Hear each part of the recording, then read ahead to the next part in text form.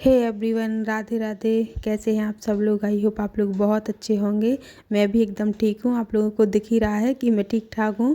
तो अभी जो टाइम है ना, सुबह का टाइम है, 7:15 7:30 बजे का टाइम हो रहा होगा। मैं एकदम रेडी हो गई हूँ, सारा काम करके नहा धो के तैयार, क्योंकि मुझे जाना है पूजा में अपनी फ्रेंड के यहाँ।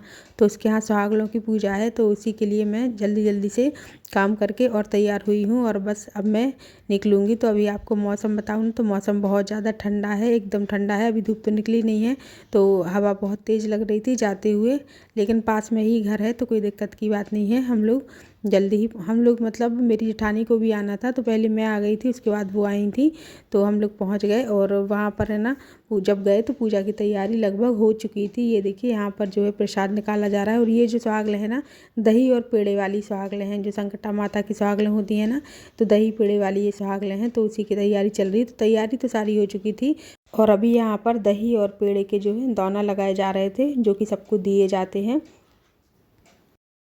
तो हमारे यहाँ सुहागलें भी है ना, बहुत टाइप से होती हैं। खाना वाली भी होती हैं, दही पेड़ा वाली भी होती हैं, दही पुआ वाली भी होती हैं। तो जो जैसी बोल देता है वो वैसी करता है।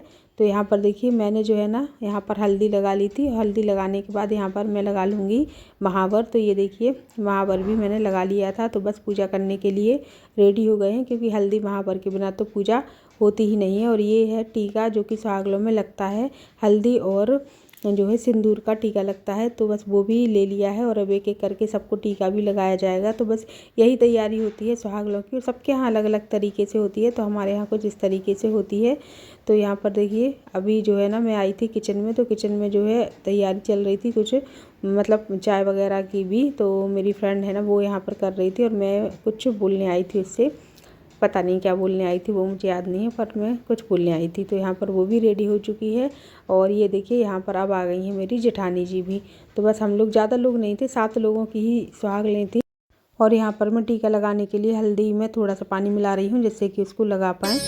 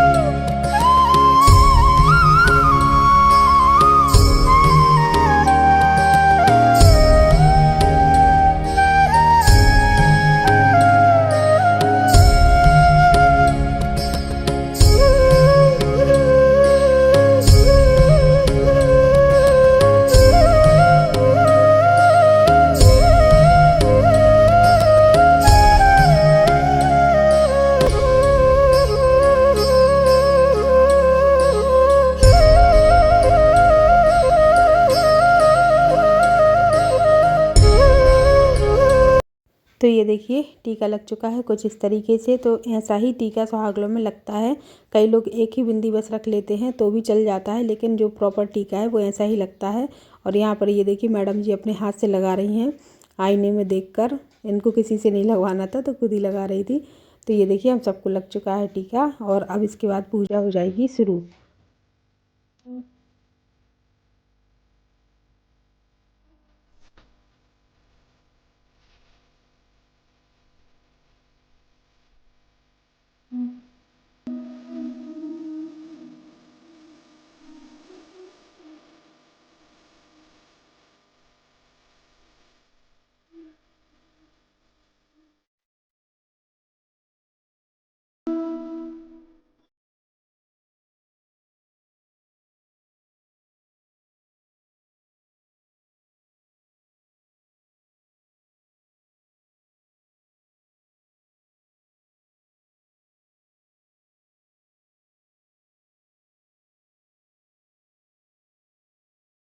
और अभी देखिए यहाँ पर मैं बेटू को तैयार कर रही हूँ, अभी इसकी हेयर स्टाइल बना रही हूँ। तो ये दीप्ति की लड़की है और इसका फेयरवेल फंक्शन था, उसके लिए मुझे तैयार करना था। थोड़ी सी मैंने क्लिप ली है, ज़्यादा मैंने नहीं ली है क्योंकि उसको नहीं दिखाना था वीडियो में। और फिर उसको रेडी करके भेज दिया था स्कूल। उसके बाद हम लोग भी आ गए थे घर, और घर आने के बाद यहाँ पर मैं बना रही हूँ चाय हम सब के लिए। तो यहीं पर किचन में आ गई थी जेठानी जी, तो उनसे बात भी करती जा रही थी और अपना काम भी करती जा रही थी। और यहाँ पर मुझे बनानी थी खिचड़ी, चावल की जो सादी खिचड़ी होती है ना, चावल और मूंग की दाल की, वो मुझे बनानी थी जेठ जी के लिए। तो मैं उसकी भी तैयारी यहाँ पर कर रही थी।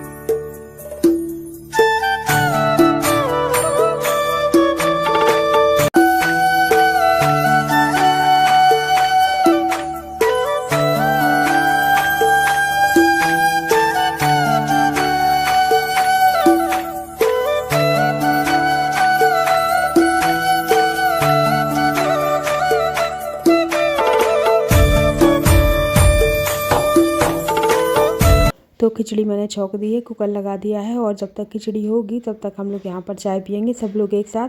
और यहाँ पर हम लोगों की बहुत ही गहन बातचीत चल रही थी, मतलब कुंभ जाने की बात हो रही थी। मैं नहीं जा पाई हूँ कुंभ, तो जेठ जी तो हो आए हैं, बाकी हम लोग कोई भी नहीं गए हैं। तो जाने का हो रहा था कि मतलब जैसे पर्व पर जाओ ना तो बहुत ज़्यादा भीड़ होती है, तो पर्व पर मत जाओ, ऐसे ही नॉर्मल चले जाओ। क्योंकि विधान के साथ जाना मेरा किसी तरीके से नहीं हो पा रहा है, 3 दिन लगना है जाने के लिए।